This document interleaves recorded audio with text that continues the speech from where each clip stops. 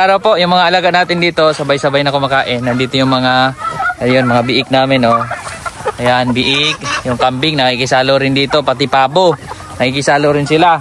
Ang advantage nito, naka-free range lang sila dyan. Pansin natin, itong mga biik natin matibay, hindi naging sakitin, walang inject yan sila.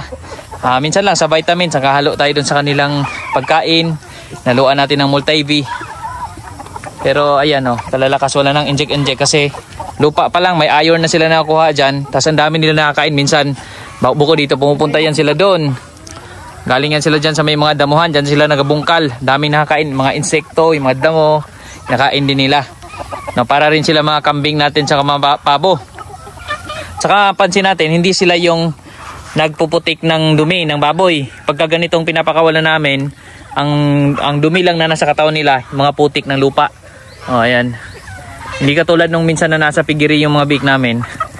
Nako, kinaumagahan, kita mo talaga ang dungis nila sa dumi ng inahin. O kaya sila. Yung mga dumi nila, nagdudungi sila. Pero dito, pag ganitong paraan, mas sila, no, mas matibay. Parang mga native na mga baboy. Parang mga baboy sa wild din yung datingan ng mga baboy natin dito. At kasama nila, itong mga kumakain din dyan ng mga damo. Itong mga pabo, kambing, may mga manok din tayo dyan. Gumagala. Ang ginawa naman natin paraan dito, nakalambat to. No, yan, nilambat natin yan doon sa bawat gilid na yan, papunta doon. Tapos sa kabilang side naman, nandun yung mga kasaba. So, yan yung ginawa natin para hindi naman makapaminsala ng mga tanim ng kapitbahay. No, kasi ang problema naman pag walang lambat, pupunta yan doon sa mga kapitbahay. Tapos yung mga tanim na kamote, uubusin nila yan. No, kaya sa ganito, maganda rin sa kanila ipakain. Pwede rin natin bigyan ng kamote. Pero sa ganitong age pa, maliliit, naka-feeds pa yan, umaga, hapon. Binibigyan natin ng feeds yan. O, ayan o. Nahihingi pa o. Pero busog na yan. Mamaya kasi kakain ulit yan. Ayan yung mga kaparaanan natin. Tapos hindi lang dito yung nakabakod. Meron din tayo dito. Actually, dalawang bakod to. Ito nakabakod yan dyan.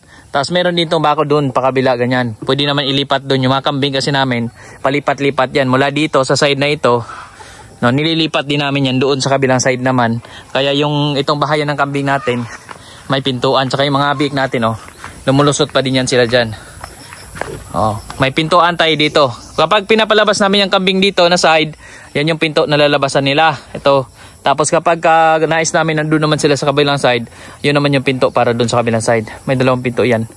So ayun yung aming paraan din para yung area hindi ma-over, hindi masobrahan sa pagkain nila yung damo. O kaya maubos na yung mga damo na balili. No, yung mga ganyang damo, kinakain kasi nila yan. So pag naubos yan ng todo, tapos tutubo na yung mga damo na hindi naman nila kinakain, matatalo. So wala na sila makain sa sunod. Kaya ang ginagawa natin para hindi masobrahan ay nililipat-lipat sila. Although ito parang hirap na mapalitan kasi tinatanggal na rin namin dyan yung ibang mga damo na hindi kinakain ng kambing. So andun sa unahan, ayan o, andun din yung ibang kambing natin. Ayun, may mga manok din dyan gumagala. So ayan, pagala-gala lamang yung mga alaga natin dito. Yan, mga pabo. So advantage sa mga pabo natin, bukod dun sa kinakain nilang feeds, yung mga sobra-sobra ng baboy, kinakain nila yan. Tapos itong pabo, kumakain din yan ng mga damo-damo dyan, mga insekto. So nakakatulong din yan sila. Tapos may mga baboy pa din tayo dun, mga inahing baboy. Dun sa kabila, ayun, may mga anak pa yun, maliliit pa. Yung gansa natin, nandyan din. Tapos, meron din tayo dyang inahing baboy yan. Malapit na rin yan maglandi. So yan naman ay malapit na pakawalan. Tapos sa kabilang side, kabila nito, diyan may mga baboy din tayo dyan. Eto, natutulog dito sa ilalim ng bahayan ng kambing. So ito naman, naka-free range yan sa kabila, yung mga baboy natin. Ito yung mga inahin na naka-free range. Ito yung mga buntis pa, na medyo matagal pang mga anak. Life nila dito as free range na mga baboy. So yung isa nandun sa likod, ayun, natutulog. Kasama nila dyan. Ibang biik naman nandyan din kasama ng mga manok. So ayan. So kapag yung area natin ganito din, may mga niyugan. Kung hindi man natin natatamnan, pwede rin tamnan muna natin prutas pag malaki na. Sabay yung niyog, may prutas. Tapos pwede rin natin paglagyan ng mga alagang hayop, Pero yung mga baboy, kailangan din natin bilhan ng feeds, manok. Manok pwede na sa mais dyan, pati itong mga pabo. Sa mga kambing, yun yung pinaka-advantage natin. Kasi wala nang feeds yan, wala ka nang bibilhin. Damo-damo lang dyan, ay kinakain na nila. So lambatin mo lang, ang lambat na ginagamit namin ito, hagwire. No? Kung malawak ang yung lupain at naging damuhan na lamang, so tanggalin mo yung mga damo na hindi kinakain ng kambing. Katulad nito, mga hagunoy, mga ganyan na damo. So tinatanggal namin yan hanggang sa napalitan na puro ano na. Puro mga balili, carabao grass, kugon. So yan yung mga kinakain ng mga alaga natin. Para talagang dadami lalo. Dito sa kabila, tingnan ninyo. Pakita ko yung napakadaming kuwan dito. Napakadaming pagkain ng kambing natin at baka. Ayan, oh. Ang dami na. Ang labong na dyan. So kaya pag binalik natin sila ulit dyan, ang dami na nila makain. Sus, may mga niyog pa dyan, oh. Namumunga na yung niyog. Ang daming bunga ng niyog, oh. Tingnan mo. Oh, napaka-healthy kasi ng lupa dyan, oh. Dahil nga pinapakawalan natin ang mga baboy dyan. Oh, namumunga ng napakarami yung mga niyog pala dito, oh. Oh, dati walang kabunga-bunga yan. Ayun, oh. Oh. Daming bunga ng mga niyog dyan. Yan yung free range area natin. Yan yung mga bagong tanim. Actually, ang tanim na yun si Papa na. Itong mga luma kasi maluluko tsaka yung tsuhin ko pa nagtanim. Pero itong mga bago ngayon yan, tanim na ni Papa yan.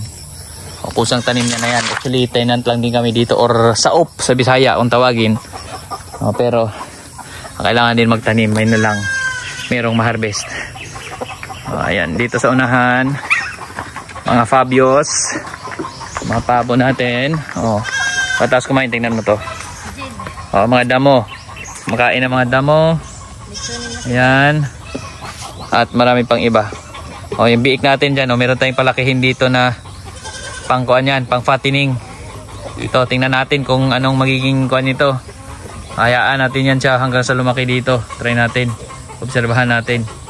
O, kakakapon lang yan, kinapon namin yan. Gagawin siya ng barako, kaya lang tabingi yung paano nakaraan. Kaya sabi namin ay hindi pwede gawing barako to. Kinapon na lang, so pang fattening na lang yan. Palakihin na lang yan siya dyan. Ayun, yung iba natin nandun sa unahan, oh. Tali. Tapos may mga manok din tayo dyan sa unahan. Yan yung gansa. Tapos yung bahayan ng manok. May mga bahayan ng manok tayo dyan. Ayan. So, isang advantage din pagka may ganito. Tulad nung, ayan, na-zoom natin kanina ito. Star apple. Kay Mito. Kapag ka sobrang tag-init na, may nasisilungan pa rin yung mga alaga natin. Tulad ng mga manok, mahilig yan silang sumilong pag sobrang init. Eh ngayon lang, wala masyadong araw. Hindi masyadong mainit. So, ayan, gumagala sila. Oh, doon yung kambing. Nilinis nga rin ni Papa yung kabilang side nito. Pagtawid ng lambat dyan, ayun yung kabilang side, yung mga bagong linis dyan. Kasi nagpapalago din dyan ng mga damo para doon yung pastulan ng mga baka. Kasi may baka rin tayo. May ibang baka tayo dito. Ayan. Medyo namayat na siya. Dahil sa kinapos ng damo doon sa labas, kakapasok lang yan ulit dito sa loob. No, kasi dito malagbong pa yung damo. Hindi kaya ng kambing ubusin. Oh, yan, no, napakarami pang damo dyan. Yung kambing natin nandyan pa, yung mga gutom na kambing gumagala pa dyan.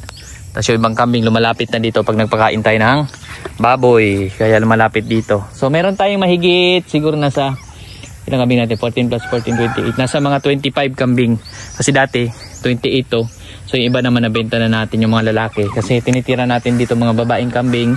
Tapos may barako tayo. So ngayon medyo ano yung mga 20 plus na kambing. So pwede na.